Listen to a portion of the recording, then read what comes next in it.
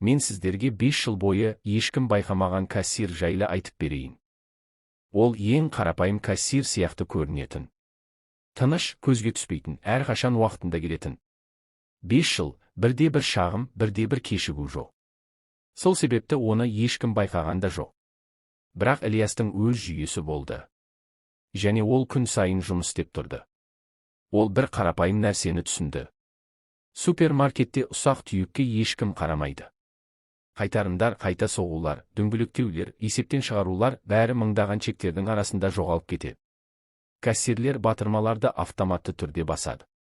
Әкімшілік жүйеге сенеді. Ал Ильяс жүйенің өзіне сенетіндей жағдай жасады. Әр жолы сатып алушы ірі сатып алу жасағанда Ильяс тауар қайтарылмаған болса да қайтарымды көзге түспей өткізіп жіберетін.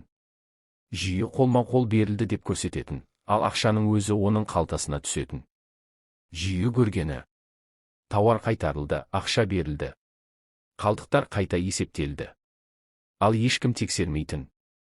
Өйткені супермаркетте күн сайын жүздеген нақты қайтарым, түзету, есептен шығару жасалатын. Ал Ильяс бәрін алмайтын, аз-аздан ғана.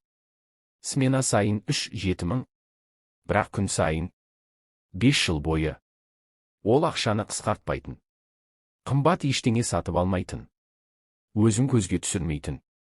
Жұмысқа ескі мопедпен келетін. Кассалық бөлім алғаш рет күмәндана бастағанда, жинақталған сома шындыққа сену мүмкін болмайтындай деңгейге жеткен еді. Тексеру жүйе қатесін көрсетті. Сосын тағы бірін. Бірақ ешқайсысы нақты адамға апармайтын. Өйткені Ильяс бәрін алдын ала шынайы операцияларға ұқсатып қойған.